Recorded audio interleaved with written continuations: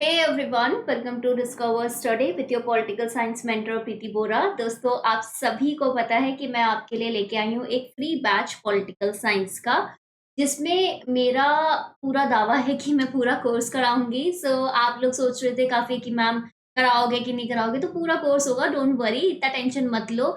और ये जो कोर्स है, इसमें जितना भी मैं पढ़ा रही हूँ वो इंग्लिश हिंदी दोनों में है। मुझे अच्छे से पता है कि जो हिंदी वाले मीडियम वाले बच्चे हैं, उनका जो कंटेंट है उनको इतनी ईज़िली नहीं मिल पाता, बिकॉज़ बहुत सारी जो स्टैंडर्ड बुक है वो सिर्फ़ इंग्लिश में होती है और बहुत कम ही बुक होती है जिनकी हिंदी में प्रॉपर ट्रांसलेशन के साथ बुक होती है। सो यहाँ कहीं न कहीं ड्रॉबैक होता है। सो उस ची सब चीज़ों को भी ध्यान में रख के मैंने ये पूरा कोर्स डिज़ाइन किया है। कोर्स अगर मैं बात करूँ तो डेली 8:30 पीएम आपका जो क्लासेस हैं वो होंगी, मंडे टू फ्राइडे।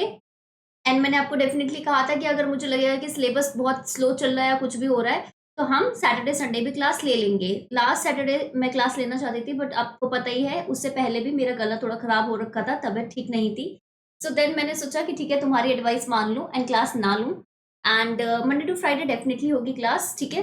ये ध्यान रखना। चैनल को सब्सक्राइब ज़रूर कर लीजिए, नोटिफ़िकेशन ऑन ज़रूर कर लीजिए ऑन, और हाँ, जो हमारा टेलीग्राम चैनल है ना, उसको ज़रूर जॉइन कर लीजिए @द डिस्कवर स्टडी, बिकॉज़ वहाँ पे मैं daily task of the day देती हूँ, ठीक है? टास्क ऑफ द डे में मैं आपको इस तरीके से मैंने वो डिज़ाइन कर रखा है कि जो मैं टॉपिक पढ़ा रही हूँ उससे रिलेटेड कुछ और वीडियोज़ और उससे रिलेटेड कुछ और जो मेरा क्या बोलते हैं एमसीक्यूज़ है ना, वो मैं आपको करवाऊँ डेली, ठीक है? आप अगर आपके भरोसे मैं छोड़ दूँगी तो आप किसी भी सीक्वेंस नहीं रहेगा ना, तो मैं इस तरीके से उसको टास्क दे रही हूँ कि डेली की डेली आपका वो जो टॉपिक है वो बहुत ही पक्का हो जाए, राइट?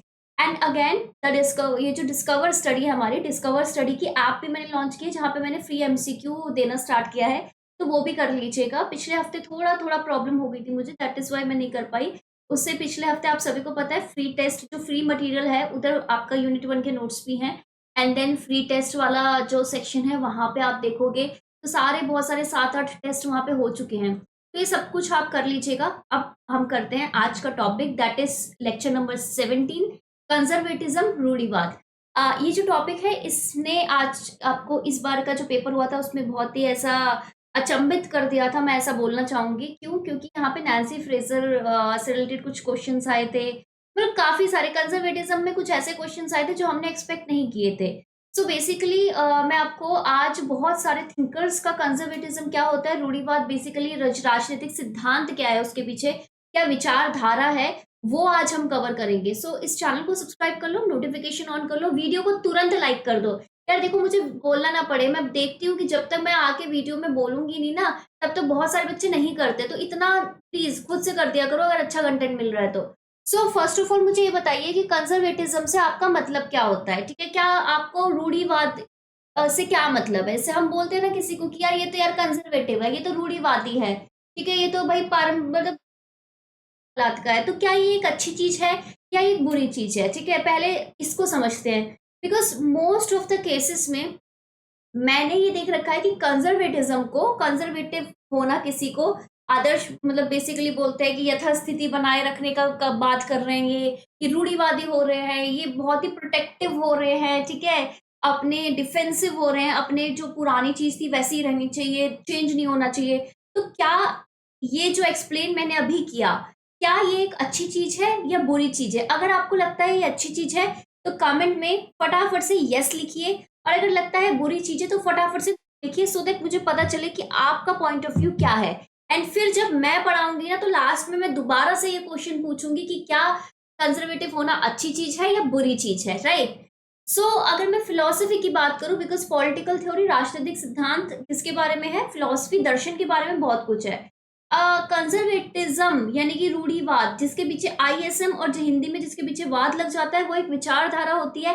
एंड विचारधारा क्या होती है, मैंने आपका आइडियोलॉजी आपके जो है वाले चैप्टर में, वाले लेक्चर में अच्छे से कराया है। लेक्चर नंबर है आपका आई थिंक 14, ठीक है? सो एक दर्शन है जिसको डेडिकेट किया गया है कि डिफेंस करेंगे ऑफ एन एस्टैब्लिश्ड ऑर्डर। सो रूढ़िवादी, अगेन आप मुझे उम्मीद है आप आंसर दे रहे हो अभी जो मैंने क्वेश्चन पूछा है आपसे। एंड सबसे इम्पोर्टेंट बात यार, अगर आप रिकॉर्डेड भी देख रहे होते हो ना, तो इस तरीके से ट्रीट किया करो कि भाई मैं तो आके लाइव देख रहा हूँ या देख रही हूँ, ठीक है? उससे क्या होता है ना, उससे ये होता है कि आपका फोकस बढ़ता है एंड आपको लेक्चर बहुत अच्छे से समझ में आएगा। तो जब भी मैं आपको बोलूंगी कि यार तुम यार कंजर्वेटिव हो, तो अच्छी बात है कि बुरी बात, तो एक एग्जांपल आपको देना चाहूंगी, फिर हम इस डेफिनेशन को समझेंगे। देखिए, हमारा भारत का संविधान है, इंडियन कॉन्स्टिट्यूशन है। सो इंडियन कॉन्स्टिट्यूशन तो आप सभी को पता है बहुत पुराना है। 1946 में कैबिनेट मिशन प्लान के अंतर्गत वो बनने को आया था, एंड उसके बाद आपको पता ही है 1950 में पूरा फोर्स में आ गया, 26 जनवरी। ठीक है। सो तो मुझे ये बताइए कि अभी जिस जो हमारे राष्ट्र का, ठीक है, हमारे राष्ट्र का सर्वोत्तम सुप्रीम लॉ कानून है, दैट इज कॉन्स्टिट्यूशन, संविधान। अब संविधान तो इतना पुराना है, ठीक है, इतना ज्यादा पुराना है। तो अगर हम ना एक बुरी बात होती तो हम इतना पुराना कानून क्यों मान रहे हैं अभी तक? आईपीसी इतना पुराना कानून है, हम क्यों मान रहे हैं उसको? बताइए। हम अपने पुराना हिस्ट्री हमारा कहीं ना कहीं, अगर मैं बात करूं लिबर्टी, इक्वालिटी, फ्रेटर्निटी, ठीक है, स्वतंत्रता, समानता, बंधुत्व, और आपका डेमोक्रेसी, आपका जस्टिस यानी कि लोकतंत्र, आपका आपका जस्टिस, न्याय, ये तो बहुत दशकों, बहुत सारे सालों, हजारों साल पुरानी ये जो है अवधारणाएं है, कंसेप्ट है। तो हम ये सब कुछ क्यों फॉलो कर रहे हैं? बताइए। क्योंकि कहीं ना कहीं हमने एक चीज समझ में आई है कि यार हमने बहुत ज्यादा स्ट्रगल करके एंड बहुत सारा मेहनत करके हमने एक ऑर्डर बनाया है। आपको पता ही है ना, सोशल कॉन्ट्रैक्ट। वैसे भी मैं ये जो सोशल कॉन्ट्रैक्ट थ्योरिस्ट है, यूनिट नंबर 2 में भी कराऊंगी। बट सोशल कॉन्ट्रैक्ट के अंतर्गत हमने एक ऑर्डर बनाया है कि भाई कुछ ना कुछ इस तरीके का सिस्टम है, ये ऑर्डर है। ठीक है, अगर हमने इसको बनाया है तो वो क्यों बनाया है? ताकि हम एक व्यवस्थित समाज में रह सके, एक ऑर्डर्ड सोसाइटी में रह सके। ऑर्डर्ड सोसाइटी में रहने का क्या फायदे हैं? नुकसान थे ऑब्वियसली, कि कोई लॉ एंड ऑर्डर नहीं था तो किसी के भी राइट्स, अधिकार इतने को संरक्षण नहीं मिलता था, लागू नहीं होते थे अधिकार। तो इस वजह से हर एक थी, ये सुरक्षात्मक नहीं वो महसूस करता था, उसको लगता था कि उसके राइट्स का उल्लंघन, उसके अधिकार का उल्लंघन कभी भी हो सकता है। ठीक है, तो ऐसे में हमने एक पूरा सिस्टम से बहुत लंबी हिस्ट्री के बाद एक ऑर्डर स्टैब्लिश किया।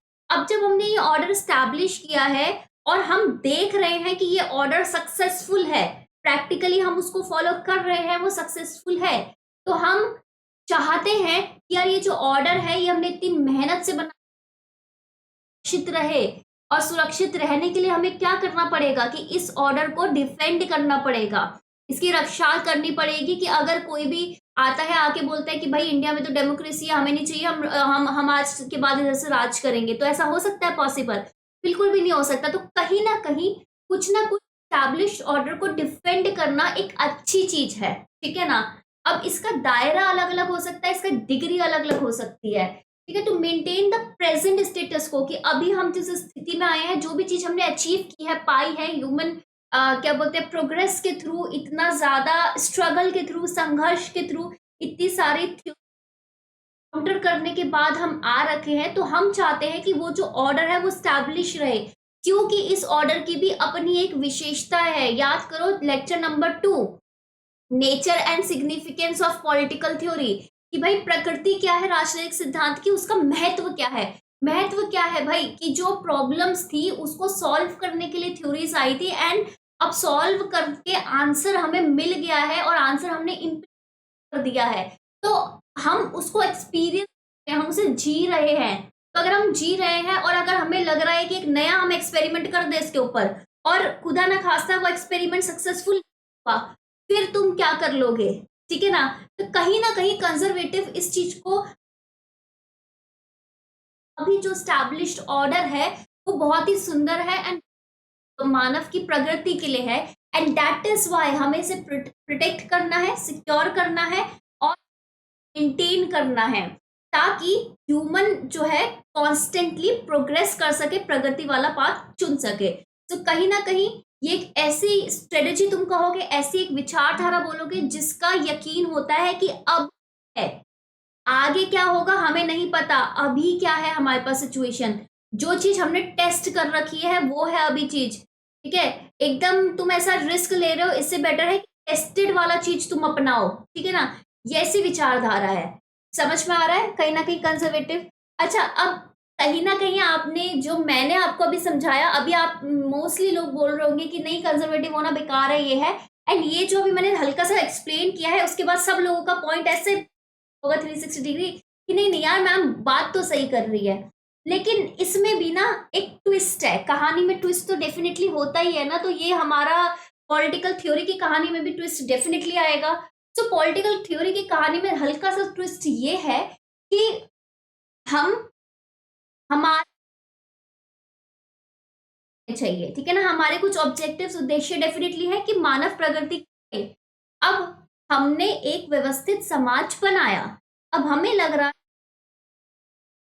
अभी कुछ बुराइयां हैं, ठीक है, दैट इज जैसे पहले होता था सती प्रथा, डेफिनेटली बुराई है, ठीक है, बाल विवाह डेफिनेटली बुराई है, ठीक है, जो विडोज होती है वो विधवा होती है उसको दोबारा शादी ना करने देना या फिर प्रॉपर्टी में अधिकार ना देना डेफिनेटली बुराई है, ठीक है। अगर मैं बात करूं क्या बोलते हैं, जो न्याय है वो न्याय सिर्फ गरीब लोगों के लिए अन्याय होना, अमीर के लिए अन्याय होना, ये बुराई है कहीं ना कहीं। पास्ट में ऐसा आपने देखा गया होगा, तो हमने क्या किया, पास्ट में जो हमको लगा कि मिस्टेक्स हैं, अगर हम ओवर रिजिड हो जाते तो वो मिस्टेक्स को भी हम सही नहीं कर सकते थे।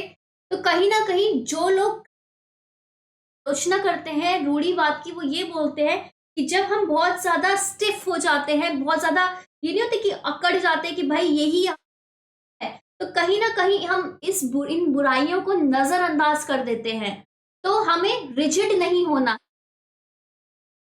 का मतलब ये नहीं है कि आपको रिजिड हो जाना है कि जो हमने बताया था जो सही है और जो बाकी आपकी व्यवस्था है वो टोटली गलत है, ये चीज हमें नहीं करनी है, ठीक है, डेफिनेटली इस वाली सिचुएशन में। लेकिन कंजर्वेटिव क्या गलती करते हैं, राइट और रॉन्ग की आइडियोलॉजी में फंस जाते हैं, सही गलत की विचारधारा में फंस जाते हैं। उन लोगों के हिसाब से सती प्रथा ठीक थी उस समय, लेकिन धीरे धीरे प्रोग्रेशन हुआ एंड वो चेंज हुआ।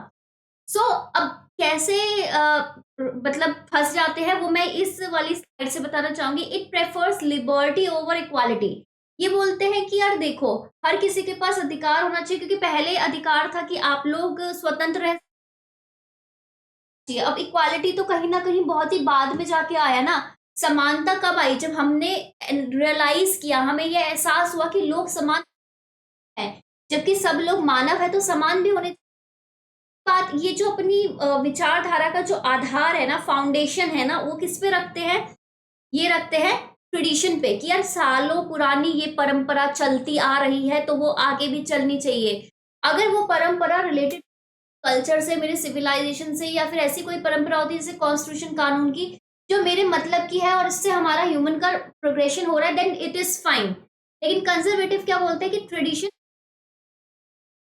बदलाव इनको पसंद नहीं है, बिकॉज कहीं ना कहीं बदलाव से इनको संकोच है, ठीक है, स्केप्टिक है टुवर्ड्स चेंज। व्हाई? बिकॉज इनको लगता है कि अगर चेंज हुआ तो जो चेंज वाली सिचुएशन है इन्होंने एक्सपीरियंस नहीं कर रखी। अगर जो भी स्टेबिलिटी है, स्थिरता है, मगा जाए तो इनको क्या होगा, प्रोग्रेस है वो कहीं ना कहीं पीछे छूट जाएगी। दैट इज वाई ये प्रेफर करते हैं किसको, चेंज। देन ये बात करते हैं कि यार हिस्ट्री हिस्ट्री हमेशा ऐसा एक चीज है, ऐसा एक टूल है, ठीक है, आप सभी के पास ऐसा एक उपकरण है जो आपको प्रूफ देता है कि हिस्ट्री में ऐसा हुआ था। तो अगर आपको मतलब हिस्ट्री में हमने देखा है कि कैपिटलिज्म पूंजीवाद और आपको पता है सोशलिज्म समाजवाद वाले एकदम अपोजिट होते हैं, हो सकते, तो पॉलिटिक्स खेलने की राशि मत करो। लेकिन कहीं ना कहीं अगर मैं प्रैक्टिकली बताऊं तो ये तर्क आपको गलत लगेगा, क्योंकि अभी आपने देखा है कहीं ना कहीं मैं एक बार बताऊं, कंजर्वेटिज्म अगर मैं बहुत आपको डिटेल में पढ़ोगे ना जब इसको, तो आप ना न्यू राइट और न्यू लेफ्ट की फिलॉसफी और उसकी मूवमेंट को भी पढ़ोगे।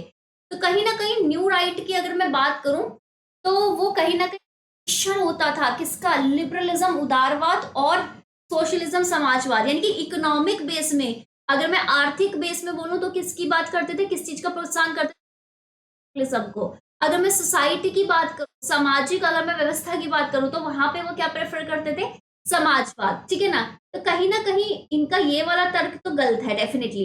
ये बोलते हैं कि पास्ट इंपॉर्टेंट है ओवर प्रेजेंट, कि अभी जो चल रहा है और फ्यूचर है उससे तो भाई ज्यादा पास्ट ही है, क्योंकि पास्ट हमें एग्जैक्ट प्रूफ दे रखा है कि अच्छा यूएसए और रशिया की हमेशा टकराव होगा, या फिर चाइना और यूएसए वाली कंट्रीज का हमेशा टकराव होगा, तो आगे भी उसी हिसाब से हमें चलना है कहीं ना कहीं। तो ये बिलीव करते हैं पास्ट में रादर देन अभी जो चल रहा है और फ्यूचर में जो चलेगा। देन ये बोलते हैं प्रूडेंट ओवर आपके इंक्विजिट। ये कहते हैं कि यार एक तो होता है ना जिज्ञासु इंसान, जब भी एक जिज्ञासु इंसान को ही देखते हैं ना, ये सोचते हैं इसकी प्रवृत्ति है कि ये चेंज बदलाव की ओर बढ़ेगा, तो इनको ये पसंद नहीं है। ये बोलते हैं प्रूडेंस होनी चाहिए, यानी कि विवेकपूर्ण अभी जो समाज जैसा है वैसा ही होना चाहिए, ऑर्डर सोसाइटी होनी चाहिए, और ऐसी सोसाइटी होनी चाहिए जो चेंज ज्यादा ना मांगे, क्योंकि फिर क्या होती है अस्थिरता आती है जो कि कंजर्वेटिव को नहीं पसंद। इसमें एंड्रू हेवुड ने भी काफी स्टेटमेंट बोली थी। एंड्रू हेवुड की पॉलिटिकल आइडियोलॉजीज एक बुक है, बहुत ही अच्छी बुक है। एंड्रू हेवुड की 3 बुक्स बहुत अच्छी है, political ideologies, political theory and global politics, ठीक है ना। तो इन्होंने बोला कि यार इनकी ना बातों में कुछ ना कुछ सच्चाई तो डेफिनेटली है, इनके जो यकीन है उसमें बहुत सारी सच्चाई है, बिकॉज इनको एटलीस्ट जो विचारधारा होती है, आप हमेशा देखोगे ना कि क्लियरली पता नहीं होता, हमें मोटा मोटा पता होता है कि इस विचारधारा में ये चीजें आई हैं, बट एग्जैक्ट कोई बाउंड्री नहीं होती। लेकिन कंजर्वेटिव्स की अगर मैं बात करूं, रूढ़िवादियों की अगर मैं बात करूं, तो एंड्रू हेवुड के हिसाब से ये ऐसे विचारवादी हैं जिनको एग्जैक्टली क्लियर तो अपोज करते हैं, किस चीज का विरोध करते हैं। एक कहीं ना कहीं ये नेगेटिव नकारात्मक आपका दर्शन है जो आपको सिखाता है कि रेसिस्टेंस करना है हमें। रेसिस्टेंस मतलब क्या करना होता है कि यार प्रतिरोध की भाई इसको अपोज करना है, किसको विरोध करना है, क्या चेंज को, या तो चेंज को या फिर सस्पिशन, अगर संदेह भी हो रहा है ना कुछ चेंज हो सकता है तो उसको भी अपोज करना है। अ डिफेंस ऑफ स्टेटस को, कि अभी जो यथास्थिति है उसको वो बनी रहनी चाहिए और उसको हमें क्या करना है, डिफेंस करना है, उसको बचाव करना है, ये इनका मानना है। तो जो लोग सपोर्ट करते हैं रूढ़िवादियों को, रेसिस्ट करके चेंज, अपने आप को बेसिकली किसी ना किसी संगठन से मतलब जोड़े बिना, तो उनको हम क्या बोलते हैं, उनको बोलते हैं कि यार ये कंजर्वेटिव है, ठीक है। अब कंजर्वेटिव हर एक उसमें हो सकता है, पॉलिटिकल राजनीतिक हो सकता है कि यार पुराने तरह से जैसे आपकी हमारी सोसाइटी थी वैसी हो, सामाजिक हो सकता है, आपका घरेलू हो सकता है, ठीक है ना। फैमिली में हो सकता है कि यार फैमिली में, हमारी फैमिली में तो भाई ऐसा नहीं होता कि बड़े बात करते हैं ऐसा होता है, छोटे बात नहीं करते, ऐसा बहुत सारी चीजें होती है, ओपिनियंस छोटे नहीं रखते, डिसीजन नहीं लेते, बहुत सारी बात होती है। तो उनको तुम हमेशा कहीं ना कहीं कंजर्वेटिव बोलते हो ना, that is conservative. And Hughes Cecil ने क्या बोला था कि एक विचारधारा से बढ़कर एक एटीट्यूड है, ठीक है, मतलब एक तरीके से आप एक स्वभाव है, एक जिंदगी जीने का तरीका है कि यार हमें क्या करना है, हमें जो अभी हमारे पास सिचुएशन पहले से चलता आया है उसी को ही क्या करना है, डिफेंड करना है। कंजर्वेटिव अपना जो तर्क देते हैं वो किसके आधार पे देते हैं कि भाई हमने जो एक्सपीरियंस कर लिया है, एंड एक्सपीरियंस करने के बाद ये जो सिस्टम आया है ये सही है। और अगर तुम ऐसी हवाई बातें करोगे, हवाई प्रिंसिपल नए सिद्धांत बना के उसको अप्लाई करने की कोशिश करोगे, तो वो हम इसे अपोज करते हैं, विरोध करते हैं, कहीं ना कहीं इनका ये मानना है। एक सेट है राजनीतिक विचारों का अबाउट ह्यूमन बींग्स। अब मैं राजनीतिक क्यों बोल रही हूँ, हालांकि सामाजिक भी है, आर्थिक भी है, हर तरह मैं इसलिए बोल रही हूँ, हम पॉलिटिकल एंगल इसका पढ़ रहे हैं। तो सोसाइटी किस तरीके से रहती है कि उनकी कुछ एक पॉलिटिकल वैल्यूज होनी चाहिए। जैसे अगर मैं इंडिया की बात करूं, तो इंडिया कहीं ना कहीं डिफेंड करने की कोशिश करता है, एक बचाव करने की कोशिश करता है इंडियन डेमोक्रेसी को, ठीक है, लोकतंत्र को, जो कि बहुत ही अच्छी चीज है। क्यों बोलते हैं, हम बोलते हैं यार हमारे तो इंडस वैली सिविलाइजेशन में थी, डेमोक्रेसी थी, तो अब क्यों नहीं, लोगों को अधिकार था उस समय, तो अब क्यों नहीं, तो विच इज गुड, ठीक है ना। कंजर्वेटिव जो इज्म है, तो बेसिकली ये क्या है, एक विचारधारा, हम इसे मानेंगे। अब पॉलिटिकल जो गतिविधियां होती है ना, राजनीतिक जो भी गतिविधियां होती है ना, वो कभी भी आप देखोगे कॉन्ट्रैक्ट, देखो हमने सामाजिक अनुबंध करके एक स्टेट आ गए, एक राज्य बना दिया, राज्य के बाद आपके वो राइट्स मिले, लॉ कानून वगैरह सब हम पूरा उसका पालन भी कर रहे हैं, सारा सिस्टम सही से चल रहा है, ठीक है। लेकिन कहीं ना कहीं जो राजनीतिक गतिविधियां है ना, वो कभी ये बोलते हैं कि वो एक सामाजिक अनुबंध का नतीजा नहीं है, ठीक है। तो किस चीज का नतीजा है कि हमने इंटर ऑर्डर्ड लाइफ चाहिए, एंड वो वेल ऑर्डर बनाने का हमने तरीका ढूंढा। एंड वो तरीका क्यों हुआ, क्योंकि हम लोग प्रोटेक्ट करना चाहते थे ऑर्डर को सोसाइटी में, हम कंजर्वेटिव थे, तभी हमें ये तरीका मिला जो पॉलिटिकल फिर आपको कुछ ऑब्लिगेशन दायित्व मिले, बदले में आपने कुछ पॉलिटिकल क्या की, राइट्स मिले, ठीक है ना। अब कंजर्वेटिज्म हल्का सा आप मोटा मोटा समझ गए होंगे कि विचारधारा क्या बोलती है। अब हम इनको समझते हैं कुछ थिंकर्स की मदद से, जैसे क्लिंटन रॉसिटर हम आज करेंगे, Russell Kirk, Edmund Burke, Michael Oxford, 2 thinkers और हैं, और नैन्सी फ्रेजर के बारे में मैं एक चीज बताऊंगी, ठीक है। ये सारे कम से कम 6-7 हम थिंकर्स अभी आज करने वाले हैं आराम से, ठीक है। तो बस कंफ्यूज, एक एडवाइस मैं डेफिनेटली दूंगी जिसको भी होता है ना कि ये कई लोग बच्चे बोलते हैं कि यार हम मैम हम तो भूल जाते हैं बार बार, हमें तो नहीं याद होता ये सब, तो लेक्चर को 2 बार देखा करो, क्योंकि जब मेरी आवाज तुम्हारे कानों में बार बार पड़ेगी ना, ठीक है, एक आज देख लिया करो, ठीक है, लाइव, और एक जब नेक्स्ट लेक्चर आता है ना उससे जस्ट पहले देख के आया करो। एक तो लिंक बनता है, क्योंकि हमेशा लेक्चर एक सीरीज में होता है, लिंक बनता है। दूसरा बात क्या होता है ना कि यार अभी हमारे टाइम में हम एक एक चैप्टर पे अच्छे से फोकस कर सकते हैं, बाद में जब एग्जाम पास हो जाएगा ना फिर तुम्हारी वो होगा, तुम्हें टेंशन होगी बहुत ज्यादा, ये ध्यान रखना। तुम लोगों के लिए एक नए टेस्ट भी शुरू करूंगी मैं, बुक्स एंड ऑथर का, बुक का नाम लिखूंगी, ऑथर आपको लिखना पड़ेगा, ठीक है, ऐप में ही होगा, आपको टाइप करने पड़ेंगे ऑथर का नाम, क्योंकि एमसीक्यू जहां मैंने दे दिया वहां पे तो आप कर, पेपर जब टफ हो रहा है तो तुम्हें भी टफ आना चाहिए, ठीक है। सो लाइक कर दो, ठीक है, जिसने भी नहीं किया लाइक कर दो, शर्म कर लो, ठीक है, और थोड़ा बोला करो दूसरों को भी लाइक करने को और शेयर करने को। सो बात करते हैं क्लिंटन रॉसिटर की। तो क्लिंटन रॉसिटर कहते थे कि यार अगर एक विचारधारा है, तो जैसे कि मैंने आपको बोला था कि हर एक विचारधारा के कुछ बेसिक प्रिंसिपल सिद्धांत होते हैं, तो क्लिंटन रॉसिटर ने भी कुछ सिद्धांत लिखे थे, ध्यान से पढ़ना हर एक थिंकर ने क्या क्या सिद्धांत बोले हैं, क्योंकि कभी कभार कुछ ऐसे नहीं बोली होती है एंड देन आपको प्रॉब्लम आती है, ठीक है। आजकल थोड़ा पेपर एनालिटिकल बन रहा है, तो इन्होंने बोला कि यार कंजर्वेटिज्म मैं कैसे पहचानूं भाई कि कंजर्वेटिज्म होता है, ठीक है। तो क्लिंटन रॉसिटर आए, ठीक है, कहानी के रूप में पढ़ते हैं चलो। तो क्लिंटन रॉसिटर ने बोला कि यार मैं बताता हूँ, ठीक है, क्योंकि मेरा नाम क्लिंटन है तो मैं यूनिवर्स की बात करूंगी, ठीक है ना। तो यूनिवर्सल कैसा ऑर्डर चाहिए मुझे, मॉरल ऑर्डर चाहिए भाई, नैतिक, सार्वभौमिक, नैतिक, आपको क्या चाहिए, व्यवस्था चाहिए, ठीक है। अब ये बोलते हैं यार क्यों चाहिए आपको सार्वभौमिक ये नैतिक व्यवस्था, कहते हैं क्योंकि देखो कहीं ना कहीं कंजर्वेटिव ये चीज सही है, तो सही क्यों है, कहीं ना कहीं मोरालिटी को ही रिफ्लेक्ट करता है ना, उसी का ही आईना है। तो ये बोलते हैं कि यार कहीं ना ये क्या है कि एक ऐसे सिद्धांत है जो आधारित है नैतिकता पे, और एक ऐसी नैतिकता जो कि बनाती है एक व्यवस्था, लॉ एंड ऑर्डर बनाती है जिसमें हम सब रहते हैं, और ये ऐसा ऑर्डर होता है जिसको यूनिवर्सल रूप में, सार्वभौमिक रूप में सब लोगों ने एक्सेप्ट किया होता है। एंड कहीं ना कहीं कंजर्व है जो आधार है इस मोरालिटी का, वो कहाँ पे ट्रेस करते हैं उसको, ऑर्गेनाइज्ड संगठित रिलीजन, धर्म की तरफ। क्योंकि कोई भी आप ऑर्गेनाइज्ड रिलीजन की बात करो, हर एक लोग अपना कुछ एक प्रिंसिपल्स बोलेंगे एंड उसको की बात डेफिनेटली कहेंगे।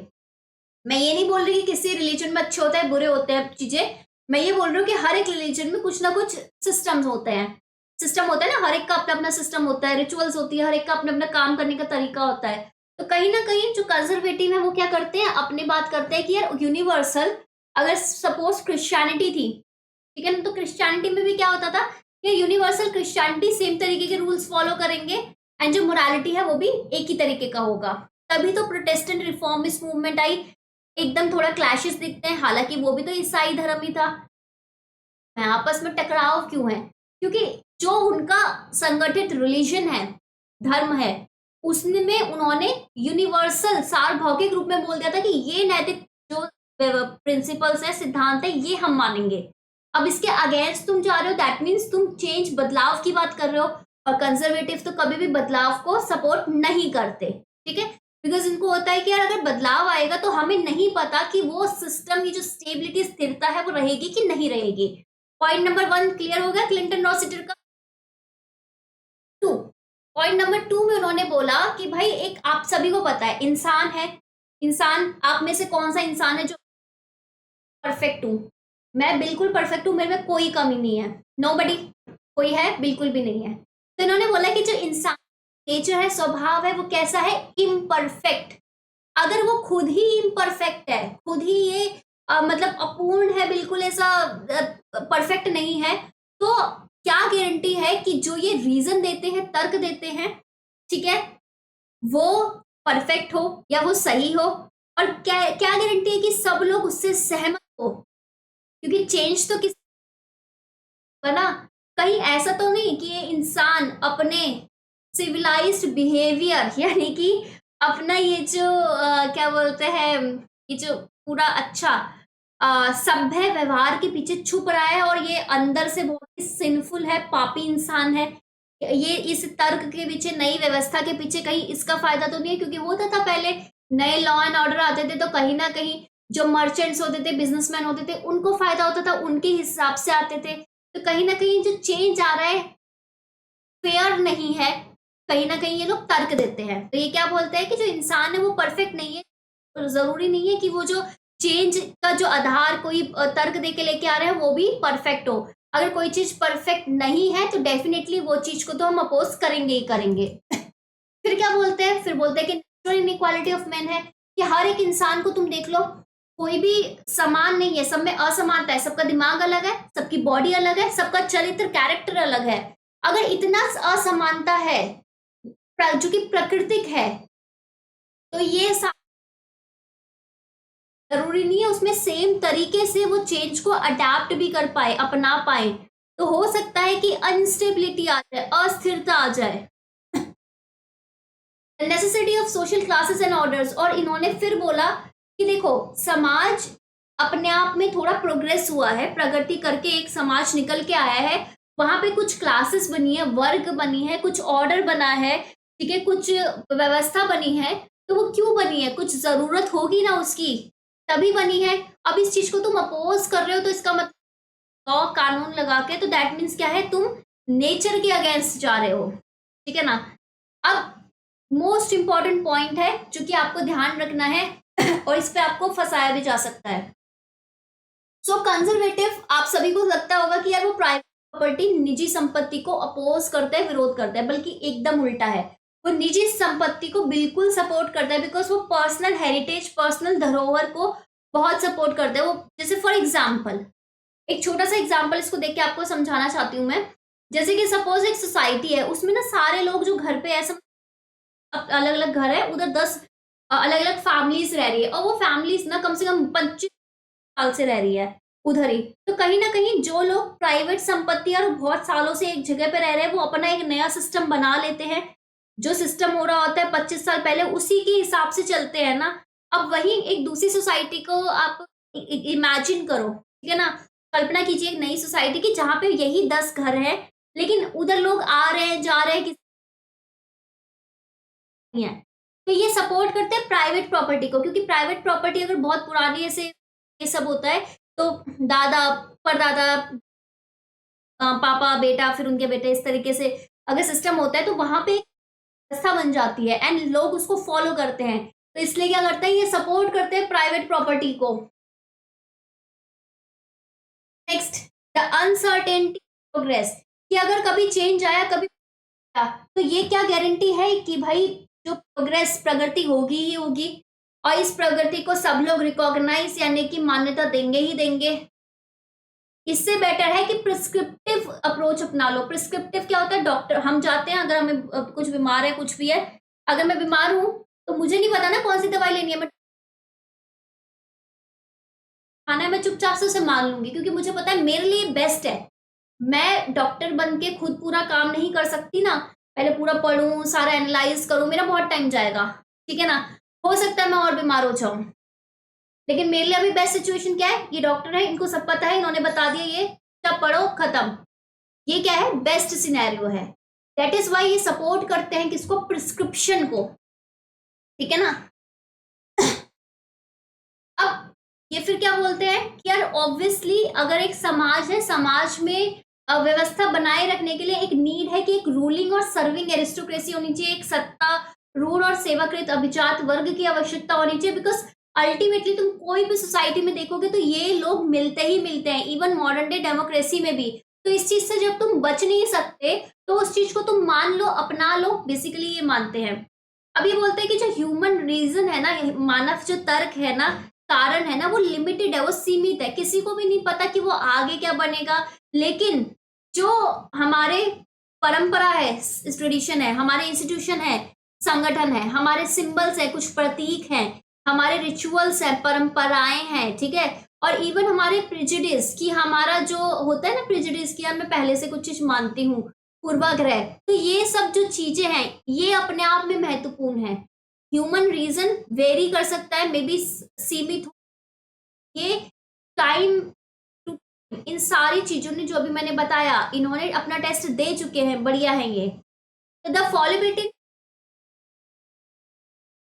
चेंज लेने के आने चाहते हैं, तो एक पॉसिबिलिटी है कि जो मेजॉरिटी है, बहुसंख्यक है, वो अपना आधिपत्य जमा सकते हैं। तो ऐसी सिचुएशन में ये भी हो सकता है कि जो माइनॉरिटी है उनको उनके अधिकार की मान्यता ना मिले, तो इस वजह से क्या हो जाएगा कि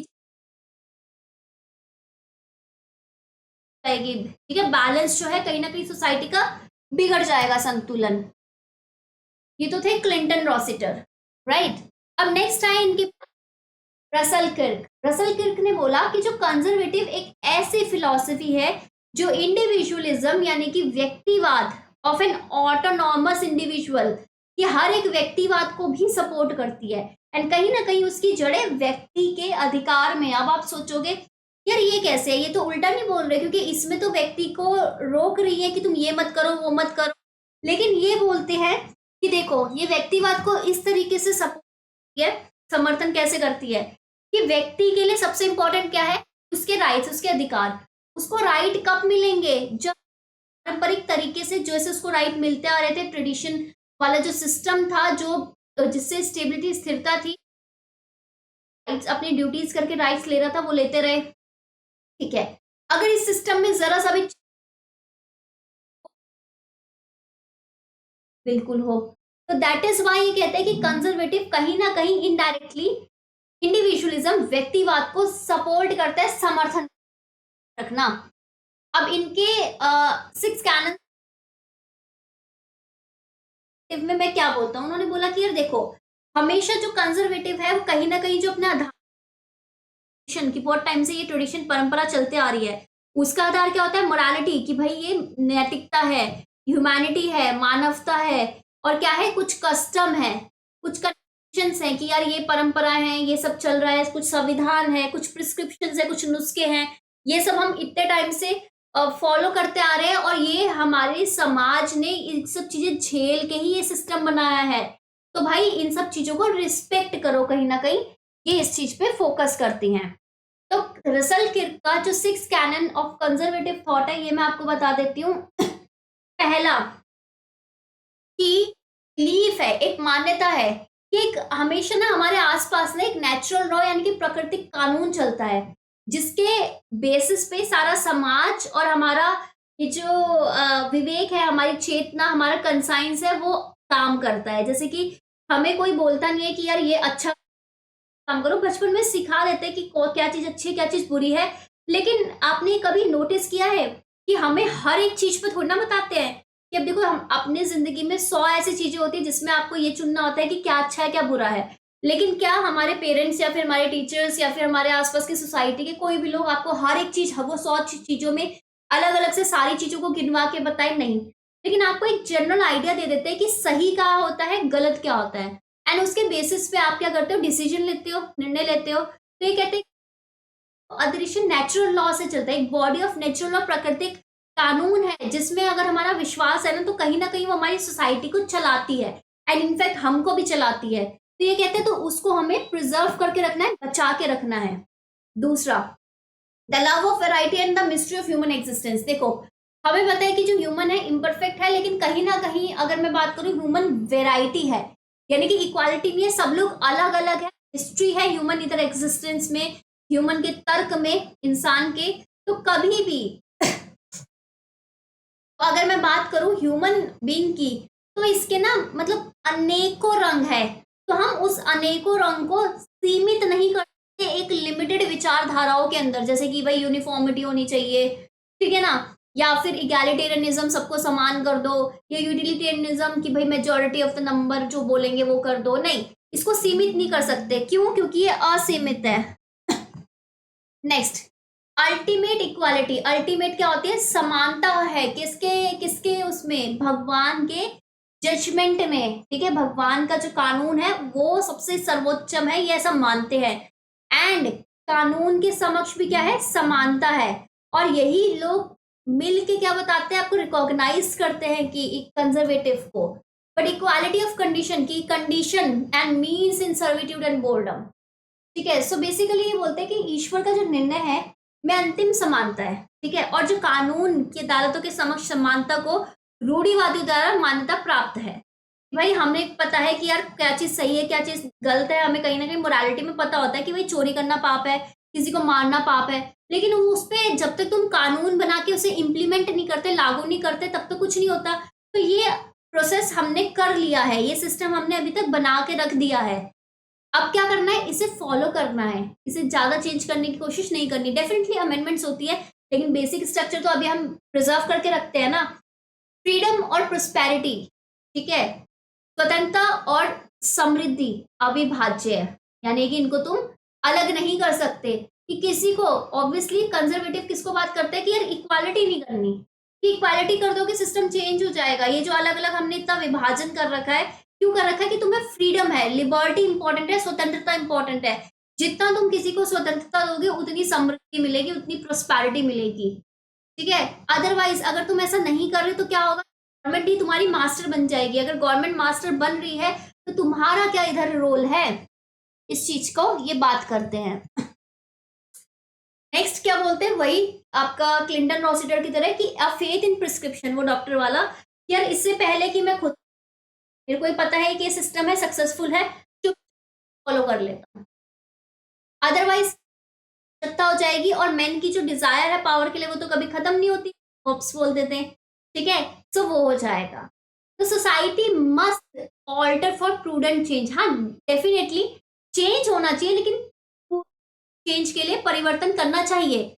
ऑब्वियसली हमें पता है कि सिस्टम को ऐसे ही रखना है कि यार हमारे लोकतंत्र था स्टार्टिंग से, होना चाहिए, सबको इक्वल राइट्स मिलते थे, इंडियन सोसाइटी में होना चाहिए, सबकी रिस्पेक्ट करते थे, होना चाहिए। लेकिन फिर ये सती प्रथा, बाल विवाह वगैरह ये सब उसके अगेंस्ट है, तो उसको हटाओ। यानी कि कुछ कुछ जो चेंजेस है छोटे मोटे वो कर लो, जो तुमको डेफिनेटली पता है कि ये गलत है।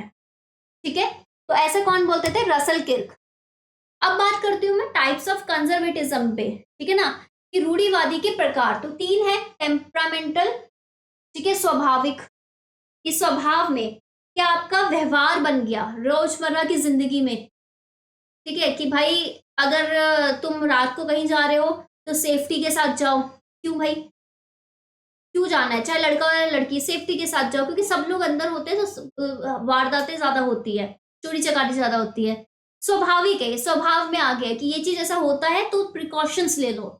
सिचुएशनल कंजर्वेटिज्म, परिस्थिति जन्य रूढ़िवाद। ये सिचुएशन अभी क्या है कि भाई हमें पता है कि यार अगर हम और चेंज कुछ हम लेके आएंगे, ये सब कुछ करेंगे, तो हमको पता है कि पास्ट में भी दिक्कत आई थी तो आगे भी आ सकती है। तो प्लीज अभी सिचुएशन के हिसाब से जो चीज हमारे पास प्रिजर्व है उसको रखो। पॉलिटिकल कंजर्वेटिज्म, राजनीतिक रूढ़िवाद, जिसमें हम फोकस करते हैं कि यार एक जो हमारी विचारधारा है वही रहे। टेम्परामेंटल, स्वाभाविक, जो ही अभी मैंने अभी थोड़ी देर पहले बताया कि डेली डेली चीजों में। ठीक है, next situational statement is somewhat less a crudelty of principle and prejudice that are the fate daily display of many men in a developed society। यानी कि क्या है? यार देखो, हमेशा इंसान रोजमर्रा की जिंदगी में डेवलप, अगर समाज भी हुआ कि इंडस्ट्रियलाइजेशन आया, किस तरीके से मैन ने प्रोग्रेस किया, तो कुछ प्रिंसिपल्स बना रखे हैं। तो अगर हम उस प्रिंसिपल्स को उथल पुथल से बचा रहे हैं, दैट इज की सिचुएशनल आपका कंजर्वेटिज्म। नेक्स्ट पॉलिटिकल, आप सभी को पता है, पॉलिटिकल बताने की जरूरत नहीं है, अभी थोड़ी देर पहले बता भी आ चुकी हूँ। कंजर्वेटिज्म कहीं पे रूढ़िवाद कैसे है, कैसे पहचानोगे? तो पहला, क्या किस चीज से पहचानोगे? कि अगर कोई समाज आपका हिस्ट्री और ट्रेडिशन, इतिहास और परंपरा में चल रहा है, उसको प्रोटेक्ट करने की कोशिश कर रहा है, बदलाव को अपोज, विरोध कर रहा है, कंजर्वेटिव है। Human imperfection, prejudice and reason, मानव क्या है? अपूर्णता है, पूर्व करता है, मतलब पहले से ही मान लेता है कि मैं सही हूं या गलत हूं, या कारण उसका क्या है, परफेक्ट नहीं है, तो हम चाहते हैं कि डिसीजन ना ही ले। ठीक है, ऐसे किसी इंसान का नाम बता सकते हो, किसी भी देश के कोई बड़ी पोजीशन में हो तो जरा बताना। तीसरा, रिलीजन और मोरालिटी, अपना तर्क किस पे देते हैं, धर्म और नैतिकता। अब इतने सालों, हजारों सालों से ये चीज सरवाइव करी है तो आगे भी कर जाएगी। चौथा, ऑर्गेनिक सोसाइटी होगी, जैविक समाज है कि जबरदस्ती नहीं थोप रखा है, अपने आप ही ऐसा समाज बना है तो उसको बचा के रखो। लिबरल है, स्वतंत्रता है, समानता भी है भाई। अथॉरिटी एंड पावर, कि पावर और प्राधिकरण किसके पास है, जो समाज बन रखा है उसे चेंज नहीं करना है। प्रॉपर्टी, डेफिनेटली संपत्ति को सपोर्ट करते हैं। नेक्स्ट, थर्ड थिंकर आज के, एडमंड बर्के। इनके क्या व्यूज है, विचार क्या है इनके, थोड़ा लंबा लेक्चर होगा आज का। कंजर्वेटिज्म, रूढ़िवाद पे। तो बेसिकली इनका वर्क था फ्रेंच रेवोल्यूशन के ऊपर, एंड कहीं ना कहीं अगर मैं बात करूं कंजर्वेटिज्म, अगर मैं थोड़ा जड़ों को मैं बोलूं, हालांकि लोग बोलते हैं फ्रेंच रेवोल्यूशन, बट मुझे उससे पहले ग्लोरियस रेवोल्यूशन भी लगता है, एंड उससे पहले के भी बहुत सारी चीजें लगती हैं। सो ग्लोरियस रेवोल्यूशन में भी मैग्ना कार्टा में हमें पावर दे रखी थी, तो अभी सिर्फ लोगों के पास पावर होनी चाहिए कहीं ना कहीं, क्योंकि वो सिस्टम था, उसको प्रिजर्व, चेंज हम नहीं एक्सेप्ट करेंगे।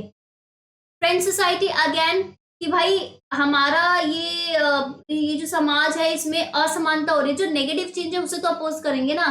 किसके बेसिस पे था ये, मॉडर्न कंजर्वेटिज्म, आधुनिक। बर्के का जो कंजर्वेटिज्म है ना, वो उसका आधार क्या था, फ्रेंच रेवोल्यूशन। कहीं ना कहीं फ्रेंच रेवोल्यूशन को सपोर्ट किया है इन्होंने कि क्रिटिसाइज किया, जरा बताना, समर्थन किया है कि आलोचना की है इन्होंने, ये बताओ मुझे। ये बोलते थे कि जो समाज में ना क्या होना चाहिए, कंजर्वेटिज्म की मेन चीजें क्या होती है, कहते थे कि तीन तरह की चीजें होनी चाहिए।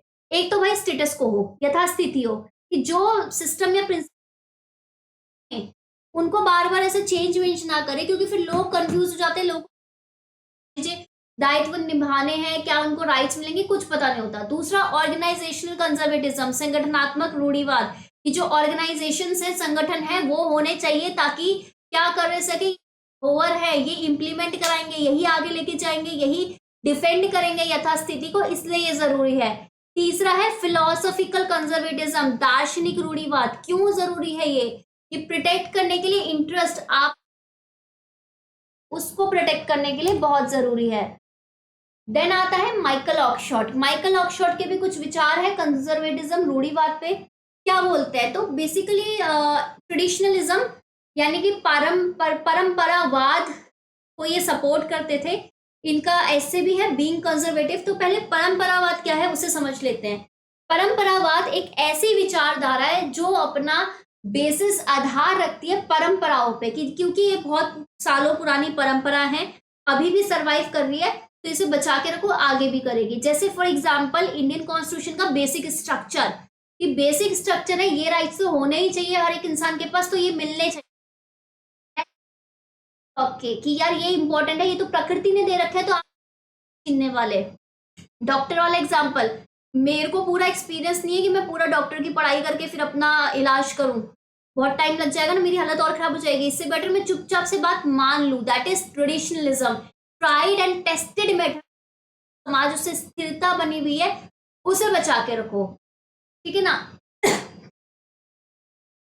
एंड कहीं ना कहीं इसकी जड़ें किस में है, नैतिकता पे, धर्म, और कुछ टाइम बाद जब स्टेट का कंसेप्ट आने लगा तो राष्ट्रवाद, नेशनलिज्म पे।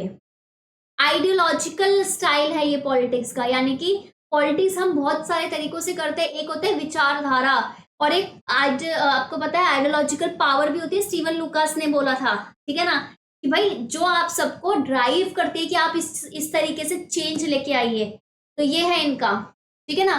तो ये इनका माइकल ऑक्सफोर्ड का व्यू है। तो ये क्या करते थे, ये बोलते थे पारंपरिक रूढ़िवाद का समर्थन करते थे, ट्रेडिशनल कंजर्वेटिज्म का। ये बोलते थे कि जो भी नया पॉलिटिकल राजनीतिक गतिविधियां होती है ना, वो कैसे होती है, कि कहीं ना कहीं किसी ना किसी परंपरा से ही निकली होती है। समाज में समाज गतिशील है, थोड़ा बहुत चेंज होते जाता है। तो क्या चेंज आता है समाज में, एक बहुत बड़ा चेंज आता है कि थोड़ी है, हमने पूरा कॉन्स्टिट्यूशन तो चेंज नहीं किया ना।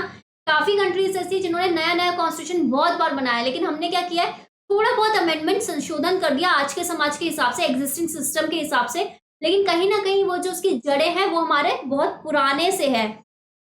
ट्रेडिशनल स्टाइल ऑफ पॉलिटिक्स, ये कहते हैं कि राजनीति पारंपरिक जो स्टाइल है, शैली है, वही लेजिटिमेट स्टाइल है, यानी कि वही आपका क्या है, एकमात्र वैध शैली है। यानी कि कहीं ना कहीं आपको जो पावर मिलती है, जो अथॉरिटी मिलती है, वो ट्रेडिशनल उससे ही मिलती है, आपके से, अदरवाइज कहीं और से नहीं मिलती। अभी हम लोग भी तो बहुत ही प्राउड फील करते हैं ना यार, इंडियन पास इतना स्ट्रांग था, एंड तभी उसके बेसिस पे ही हमने अपना सिस्टम इंडियन का वैसे रखा है। और ये जो माइकल ऑक्सफोर्ड है, सस्पिशन थे, संदेहजनक थे कि यार चेंज और इनोवेशन आएगा, यानी कि बदलाव और कहीं ना कहीं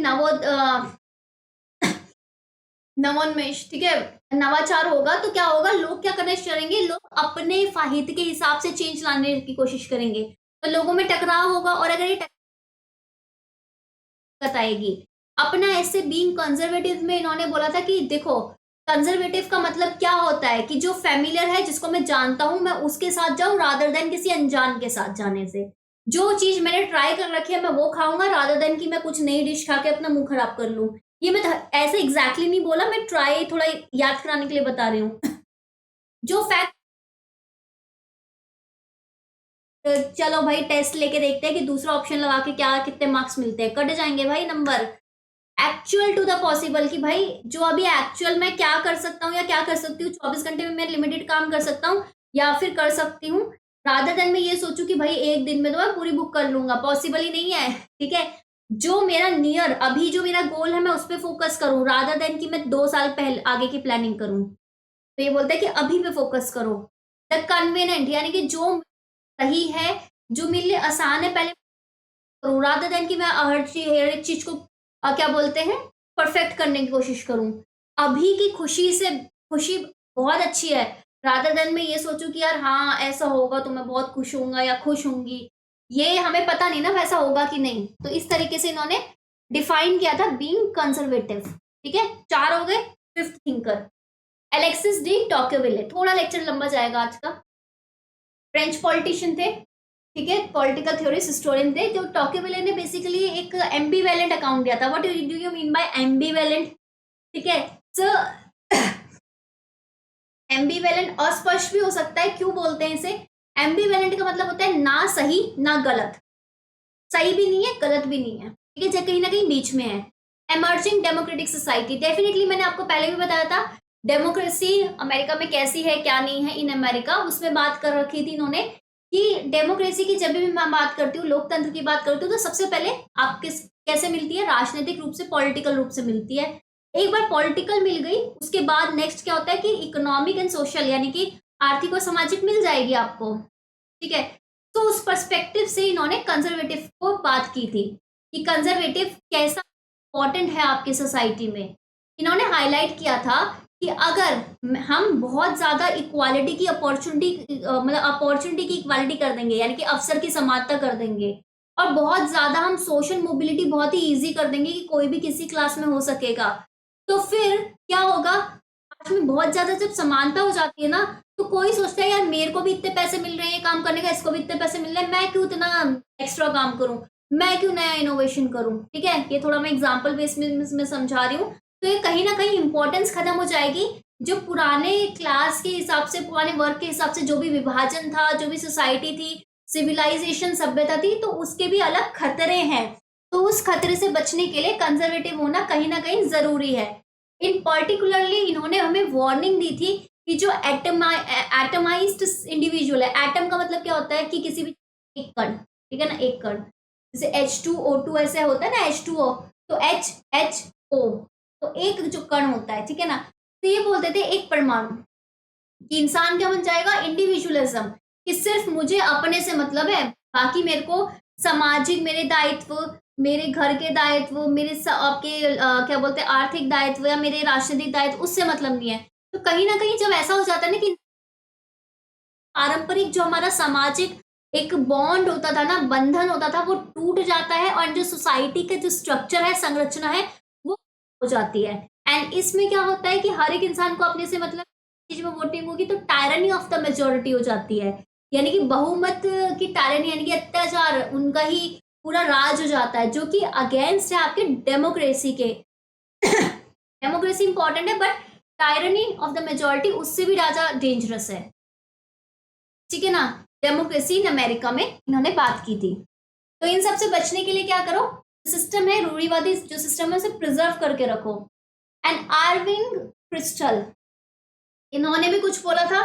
इन्होंने बोला था बेसिकली अमेरिका में न्यू कंजर्वेटिज्म को ये सपोर्ट करते थे। हालांकि अब मैंने ये क्यों डाला है मैं बता देती हूँ। न्यू कंजर्वेटिज्म यानी कि नव रूढ़िवाद। अब ये नव क्या है, जब भी मैंने क्या बोला न्यू आ जाए किसी के सामने तो इसका मतलब पुराना माल नई पैकेजिंग में देके आपको दे रखा है। ये मेंबर थे group of intellectual in academia के। एंड इन्होंने 1970s में बहिष्कार कर दिया था, अब छोड़ दिया था किसको, लिबरलिज्म उदारवाद को। एंड कहीं ना कहीं क्रिटिकल हो गए थे कि यार ये जो कल्याणवादी राज्य आ रहा है या जो काउंटर कल्चर आ रहा है कि भाई स्टेट का हर एक चीज में इंटरफेयर, स्टेट पहले अलग, स्टेट के राइट्स अलग होते थे, लोगों के राइट्स अलग होते थे। तो ये कहीं ना कहीं इन दोनों के बीच लाइन है, कहीं ना कहीं वो लाइन हमें दिख रही नहीं है। तो इसके थी इन्होंने बोला था कि यार ठीक है, मैं मान सकता हूँ कि मार्केट इकोनॉमी ऐसी हो गई कि उसको उदार होना चाहिए, बट इसका मतलब ये नहीं है कि भाई मैं एकदम से और फियर्सली, इन्होंने बोला था रिजेक्ट कर दिया सोशलिज्म समाजवाद को। लेकिन इन्होंने बोला था कि ऐसे नहीं होना चाहिए, दोनों का कहीं ना कहीं बैलेंस इंपॉर्टेंट है। मैं ओवर लिबरलिज्म ऐसा नहीं कर भाई स्टेट है तो कोई इंटरफेयर नहीं करेगी, क्योंकि वैसे अनफेयर हो जाएगा। एंड अगर ऐसा भी नहीं कर सकता कि एकदम इक्वालिटी कर दो, क्योंकि फिर लिबर्टी नहीं मिलेगी। इन्होंने आलोचना किसकी की थी, लिबर्टेरियनिज्म नव उदारवाद की, मार्केट प्लेस में एज वेल एज किसमें, नैतिकता में भी। इन पर्टिकुलर ये किस चीज को डिफेंड करने, रीजन को। ये बोलते थे यार सोसाइटी में, समाज में एक ऐसे कोई खंभे जिसको तुम स्तंभ है ना, जो समाज की जड़ें हैं, वो क्या है आपका फैमिली। क्योंकि हर एक जो विचारधारा है, हर एक कोई जो सीखता है वो फैमिली से सीखता है ये। और आपका रिलीजन, धर्म, ये सब आपके समाज को जोड़ के रखते हैं। और सबसे पहले जब तो समाज नहीं होगा तो आपकी व्यवस्था नहीं होगी, व्यवस्था नहीं होगी तो कुछ नहीं होगा, इन्होंने बोला। ठीक है, 2 cheers for capitalism and reflection of neo conservatism, ये इनकी 2 बुक है, बिल्कुल याद रखना। देन आते हैं नैन्सी फ्रेजर के बारे में, लेकिन वो अभी नहीं कराऊंगी मैं। क्यों नहीं कराऊंगी, क्योंकि पहले मुझे आपको 2 चीजें समझानी है। कंपेरेटिव पॉलिटिक्स, तुलनात्मक राजनीति में कराऊंगी मैं आपको।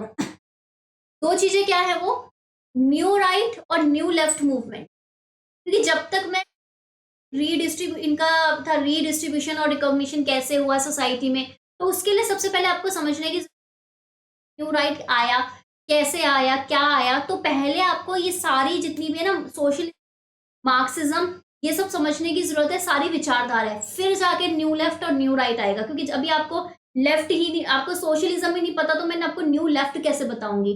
पहले सारी आपको बतानी पड़ेगी, तब जाके आपको समझ में आएगा। हल्का सा लेक्चर आपको लगा होगा कि यार बहुत डीप है, बहुत लंबा चल गया, पर डेफिनेटली इसी तरीके का एंड आपको मिलने वाला है। जस्ट आपको क्या करना है, चैनल को सब्सक्राइब करके रखो, ठीक है, और रोज लेक्चर देखा करो, task of the day definitely किया करो डियर। और मुझे बताया करो, उधर मैं क्वेश्चन पूछती हूँ मुझे, ताकि मुझे पता चले कि आप लोगों में से कौन कौन कर रहा है। 3-4 लोग मुझे पता है, नीति हो गई, तीनू हो गया, तीनू, शालू, ये सब लोग कर रहे हैं बहुत अच्छे से टास्क, जो मुझे दिख रहा है। क्योंकि इनके बहुत मैसेज, एक एसएस एजुकेशन है, ठीक है, बहुत मैसेजेस आते हैं, बहुत बीच बीच में उनके कमेंट्स आते हैं, हर एक क्वेश्चन के आंसर। मतलब वो क्या कर रहे हैं बच्चे, अगर मैंने पूरे लेक्चर में 6 क्वेश्चन पूछे तो 6 के आंसर मुझे पता चलता है कि कर रहे हैं, ये बहुत अच्छे से कर रहे हैं, ठीक है। अनुष्का ने शायद से आज ही शुरू किया है, बहुत टाइम बाद। तो डेली आने आपको 8:30 बजे, लाइक कर दिया करो, शेयर जरूर किया करो डियर। मैं बहुत अच्छा आपको कंटेंट दे सकती हूँ, मैं अगेन आपको बोलती हूँ, बट मुझे क्या चाहिए, शेयर करो अच्छे से, ठीक है ना। शेयर करो, आप ही का फायदा है, मेरा कोई फायदा इसमें वैसे ही नहीं है। ऐप जरूर डाउनलोड करो, फ्री का आपके पास टेस्ट जो है वो मिलेगा आपको, ठीक है, नोट्स भी मिलेंगे, हैंड रिटन नोट्स है वो परचेज करने, वो डेफिनेटली परचेज करना। अगर मतलब मैं, आप सभी सोच रहे होगे कि यार वो पेड है, ये है वो है, 1 ईयर की वारंटी है डियर, 1 साल, ठीक है, इतनी वैलिडिटी है, उसमें बहुत चीजें आने वाली है, अभी तुम्हें अंदाजा नहीं है, ठीक है। फटाफट करो, 1 अगस्त को जो कि फुल टेस्ट होगा, उसकी डिटेल्स आपको मिल जाएगी। आप टेलीग्राम के साथ बने रहना एंड रेडी रहना, ठीक है। चलिए, bye bye, take care, have a nice day. कल मिलते हैं सोशलिज्म के साथ। ठीक है, ऑल द बेस्ट।